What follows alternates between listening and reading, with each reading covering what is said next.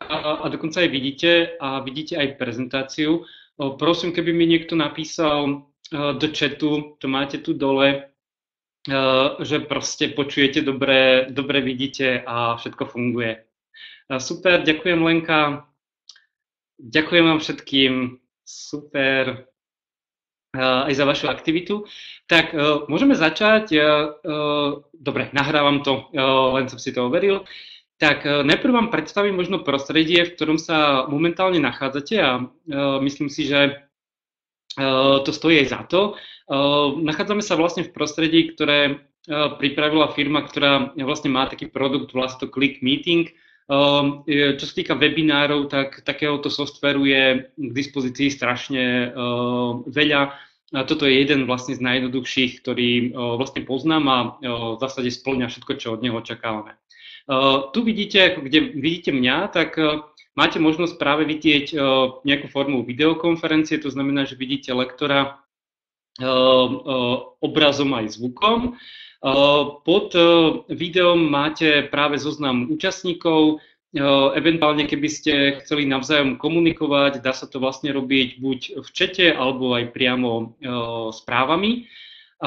Takisto vidíte na veľkej ploche vidíte práve prezentáciu, s ktorou môžem samozrejme manipulovať, ale okrem toho napríklad vám predvediem, môžem používať aj napríklad bielú tabuľu.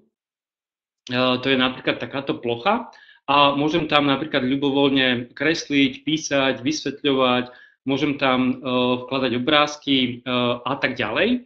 Ďalšou napríklad veľmi zaujímavou možnosťou je okrem tabule vložiť tam alebo napríklad pozrieť si spoločne napríklad YouTube video.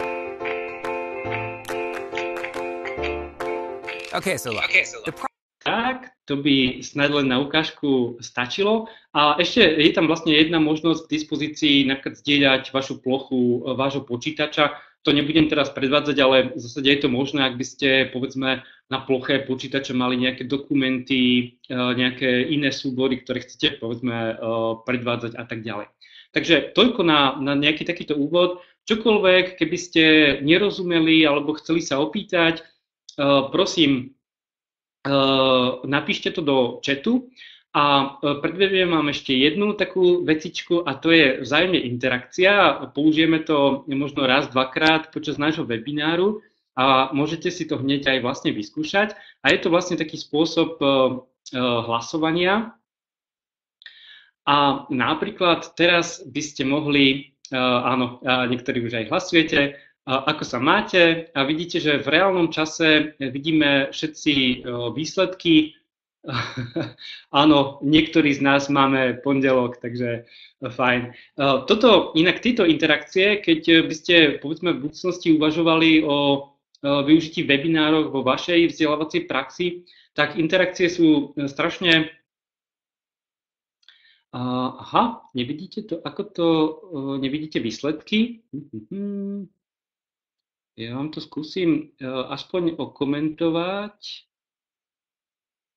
Počkajte, asi keď ukončíme hlasovanie a ukázať detaily. Tak, teraz by ste to asi mali vidieť. Teraz už to vidíte.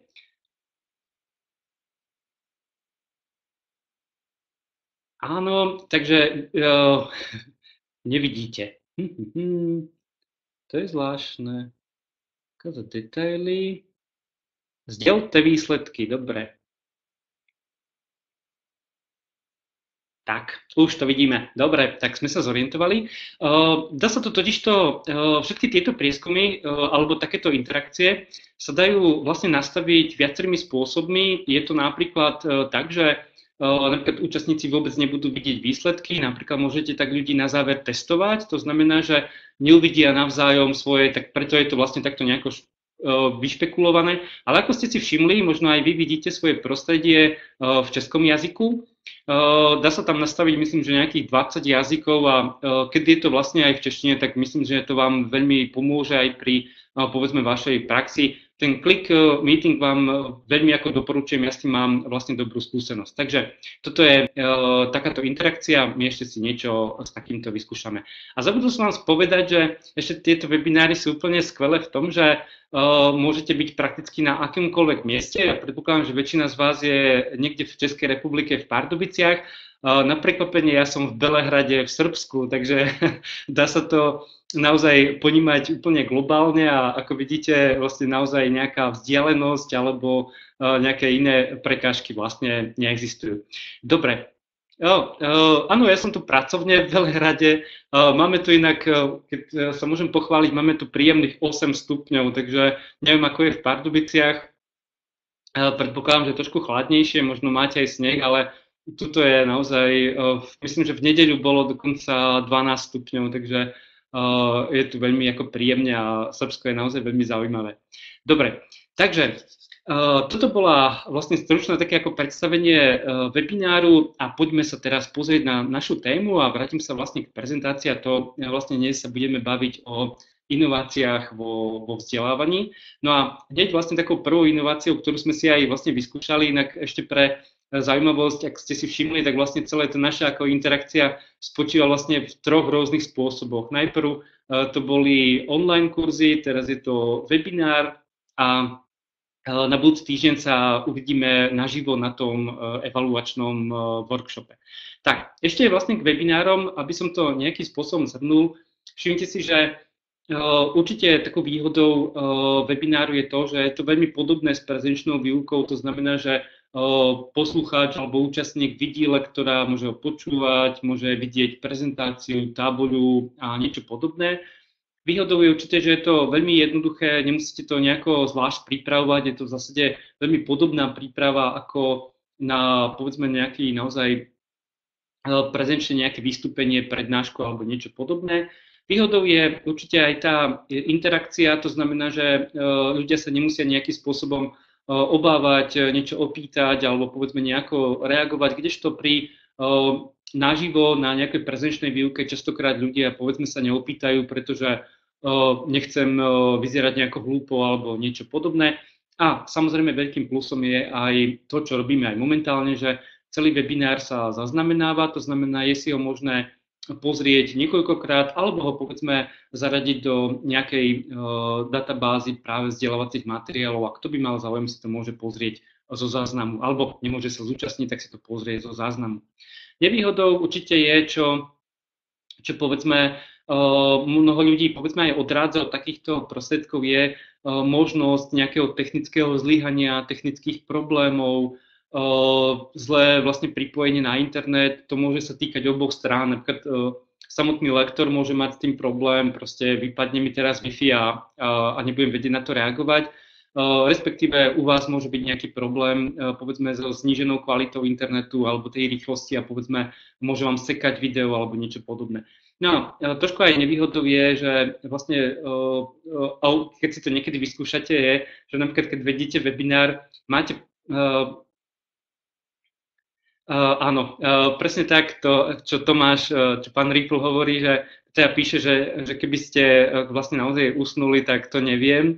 No, môžem si to nejakou interakciou zistiť, hej, že nehlasujete, ale samozrejme, že toto je práve to, že chýba tá neverbálna komunikácia. V zásade, keď napríklad vediete takýto webinár, tak ako keby ste hovorili niečo sám sebe, keď vám ľudia na to nereagujú a podobne, tak je to nejakým spôsobom také, ako keby ste hovorili do nejakej iba svojho monitoru a tak ďalej. Takže určite webinár veľmi odporúčam. No a poďme teraz už na našu tému a to sú vlastne inovácie.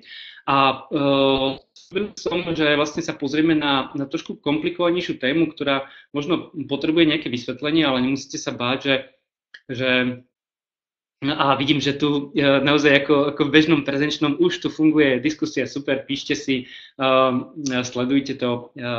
Tak, čo sa týka inovácií, tak máme niekoľko takých noviniek, nemusíte sa obávať, že by som bol nejaký teraz akademický, alebo povedzme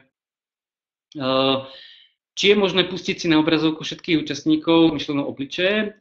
Áno, dá sa to nastaviť, ale to by som vám doporučoval robiť len vtedy, keď povedzme máte nejakú menšiu skupinu, povedzme vedíte povedzme nejaký taký virtuálny workshop len s 5 účastníkmi, lebo tam veľa záleží od práve toho internetového pripojenia.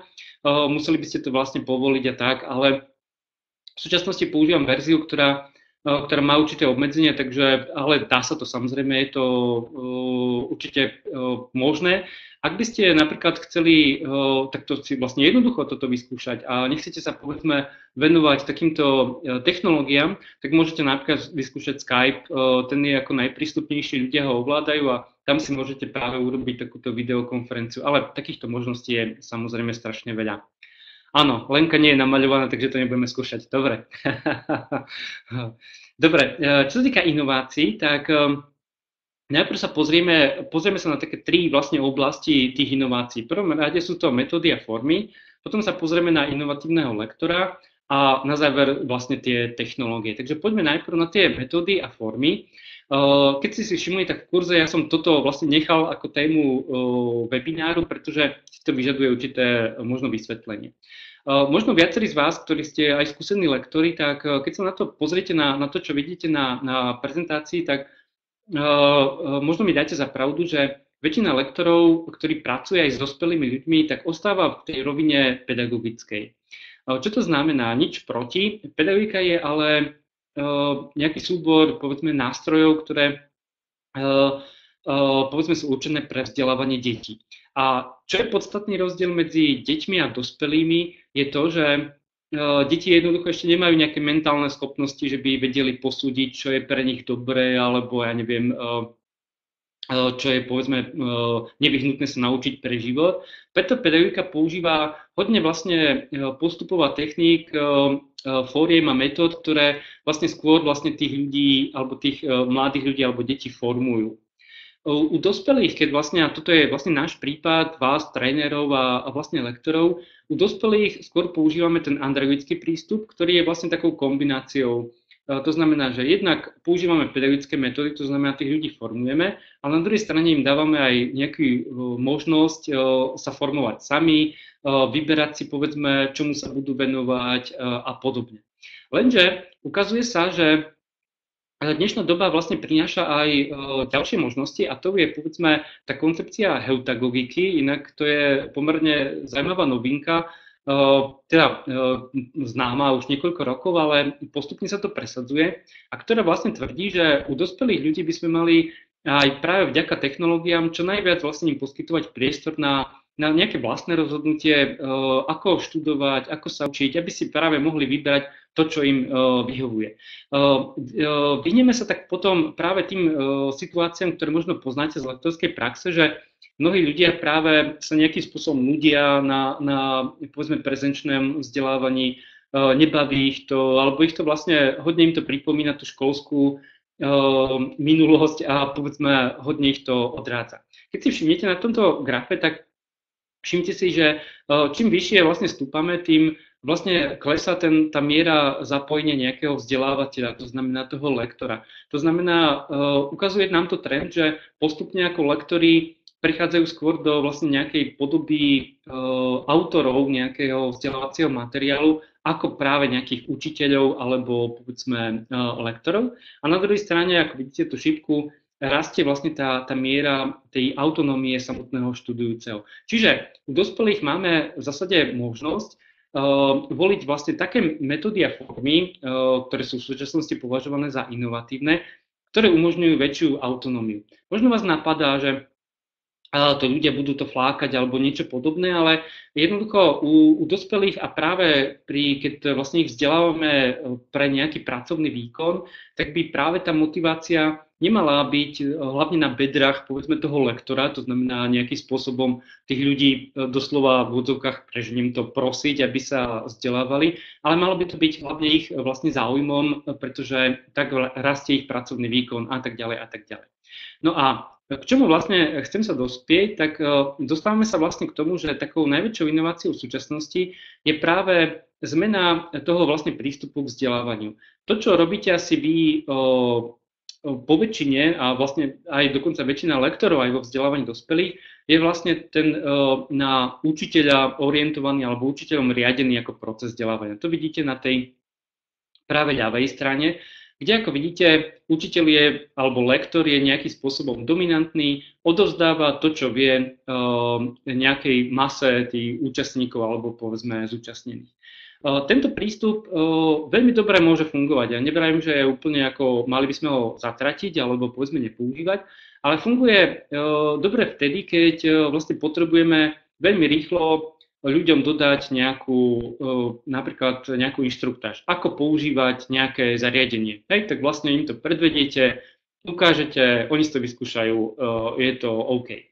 Avšak, keď sa dostaneme vlastne k nejakým komplikovanejším témam, ak sa dostaneme práve k niečomu, čo povedzme si vyžaduje nejaké naozaj hĺbšie premýšľanie, hĺbšie vlastne ponorenie sa do problematiky, zistíme, že práve ten takýto ako prístup môže byť trošku limitujúci, a to predovšetkým v tom, že jednoducho ten lektor vkladá svoje názory týmto účastníkom a dokonca, keď si všimnete, aj vlastne potom to testovanie alebo to overovanie skúsenosti je, či to vlastne máte rovnaký názor alebo rovnako by ste postupovali tak, ako som vám to vykladal. A toto vo vzdelávaní dospelých sa nestretáva veľmi s dobrou odozvou ani u účastníkov, ani u samotných lektorov. Lektorom je častokrát naozaj až nepríslušné vlastne takto nejakým spôsobom sa správať vlastne k dospelým a zase dospelí to vnímajú, ako keby boli naozaj naspäť v škole. Preto sa v súčasnosti dáva do pozornosti hlavne ten prístup, ktorý vidíte napravo, alebo tú schému, a to je vlastne učiaci sa, alebo ten účastník vzdelávania ako centrum vlastne tej pozornosti alebo práve po procesu učenia.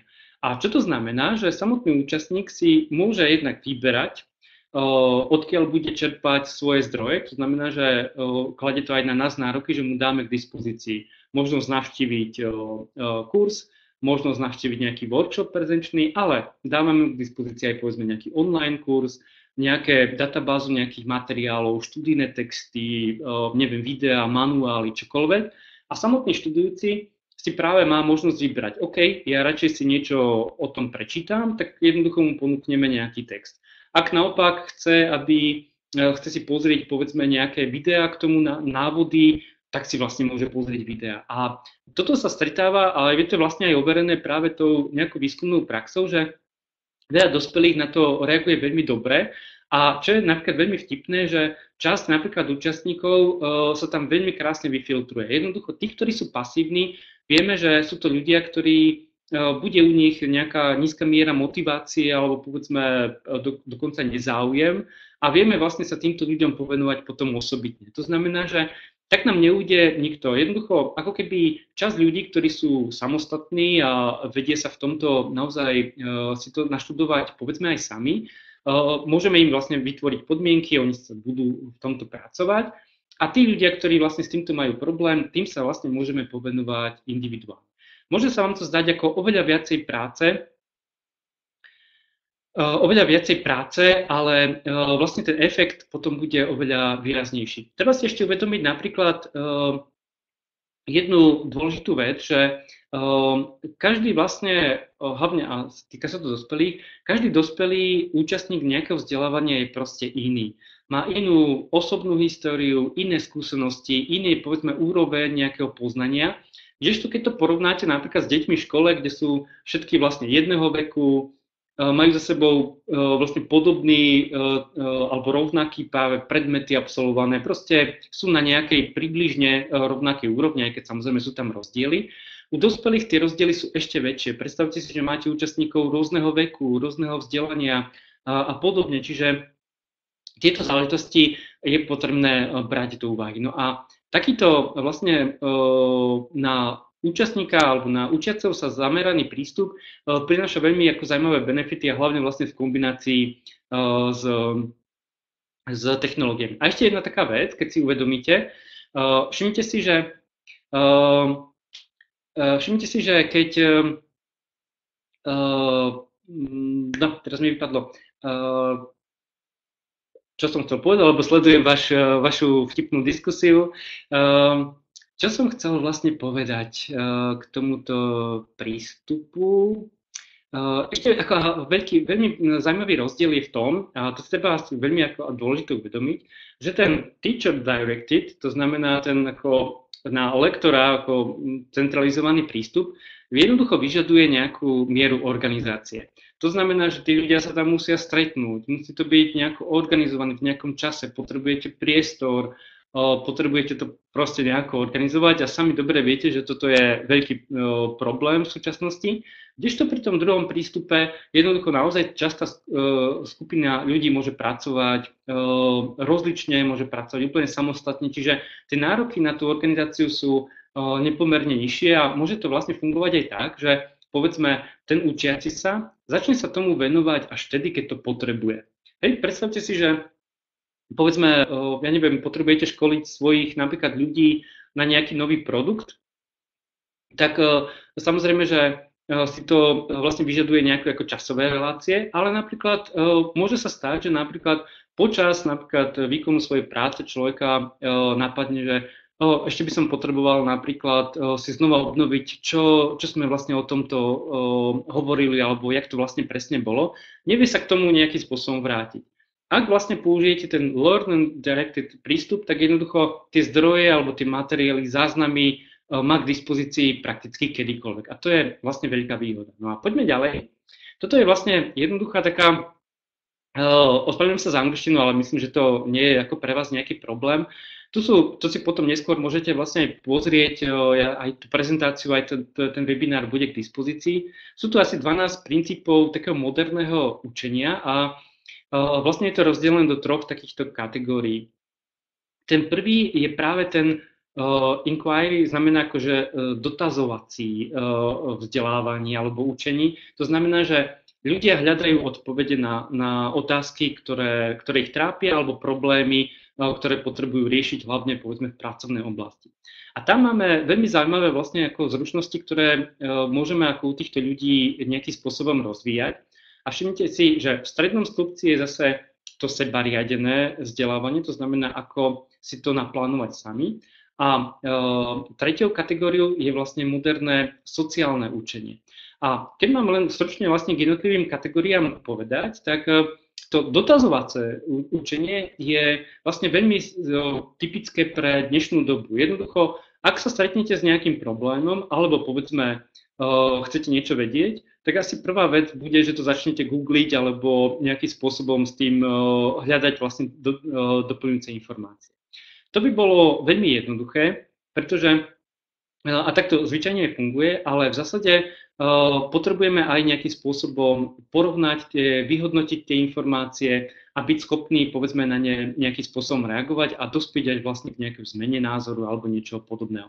Ako viete, a keď napríklad sledujete aj situáciu, čo sa deje vo svete, tak zdá sa, ako keby toto bolo trošku mimo, že ľudia fakt veľmi ako s informáciami nevedia pracovať a myslím, že v tomto sa asi zhodneme, že v tomto je potrebné popracovať. Na druhej strane, keď hovoríme o špeciálnom nejakom vzdelávaní, povedzme v rámci ČSOB poisťovny, tak samozrejme, že tu skôr hovoríme o nejakom vzdelávaní alebo nejakých vzdelávacích zdrojov, ktoré budú alebo pravdepodobne by mohli byť k dispozícii kedykoľvek.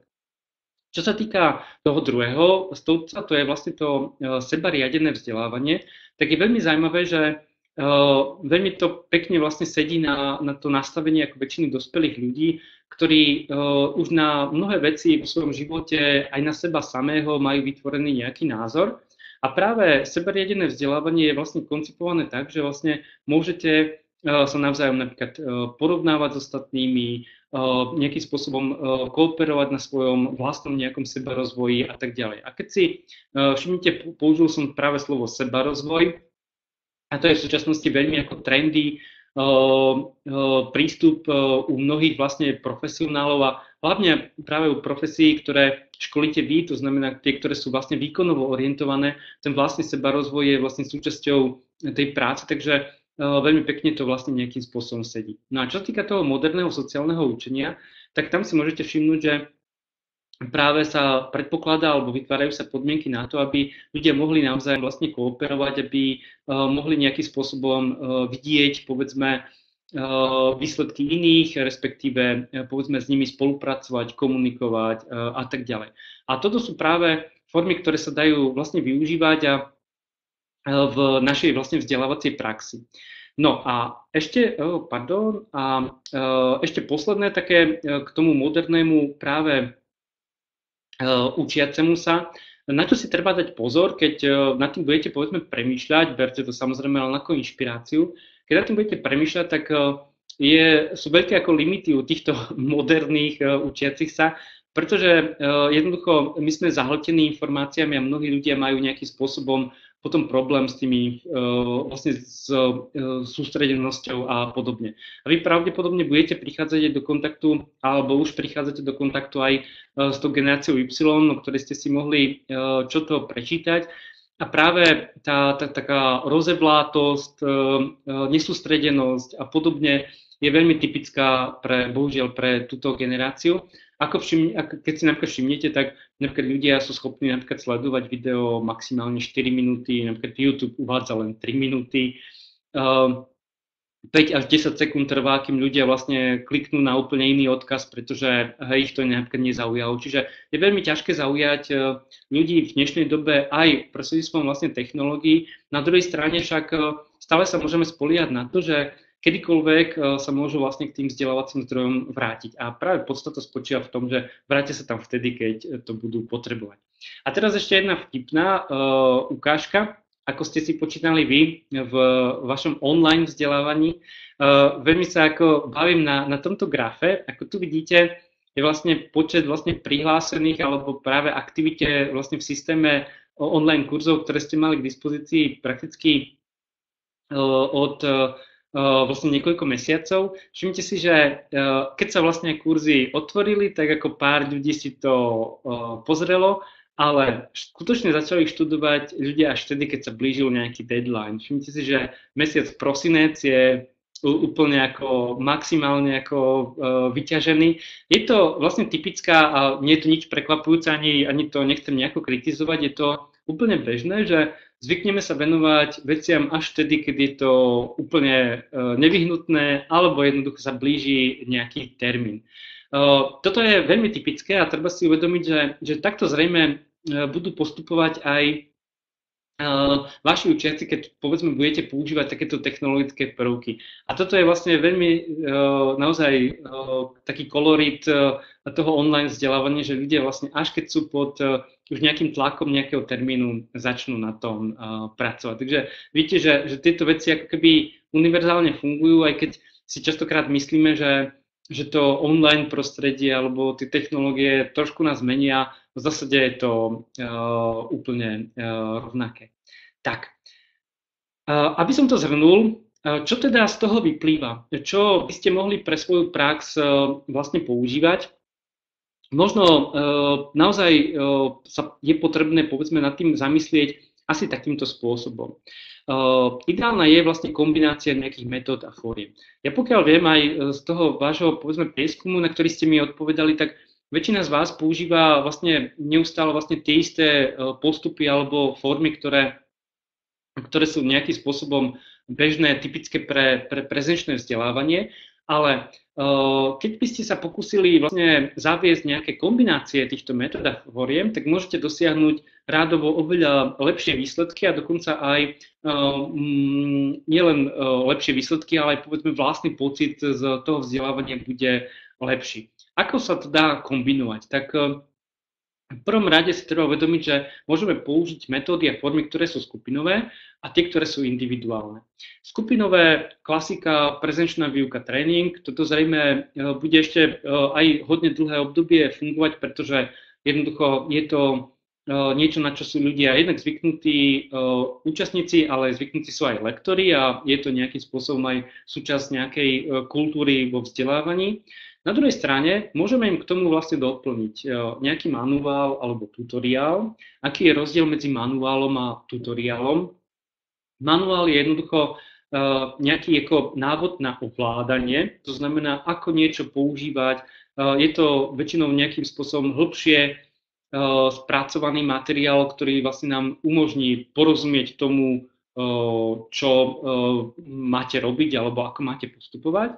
A tutoriál je jednoducho nejaký ako skôr sprievodný text, ktorý vám vlastne doplňa nejaké informácie k tomu, čo ste sa naučili napríklad v prezenčnej výuke. Je to niečo akoby naviac alebo vlastne nejaké doplnenie, nejaké tipy, rady a návody.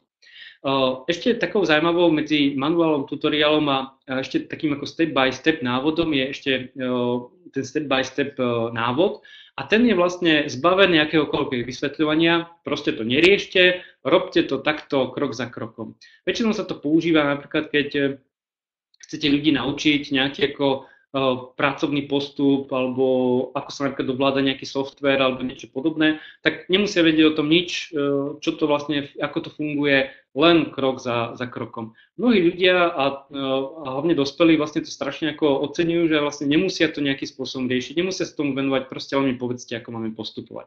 Ale pozor, toto by som používal len vtedy, keď sa jedná o nejaké nenáročné aktivity, niečo, čo proste nie je nejako super dôležité. Dôležitý je len ten, aby to zvládol, povedzme, nejaký proces. Je tu ešte možnosť vlastne používať nejaké aplikácie. To mi napadlo hneď, keď som napríklad začal pracovať práve pre vás na tomto vlastne projekte, že vlastne pre poistných poradcov alebo pre ľudí, ktorí školíte, by bolo celkom zaujímavé vlastne mať nejakú aplikáciu, ktorá vlastne vám hneď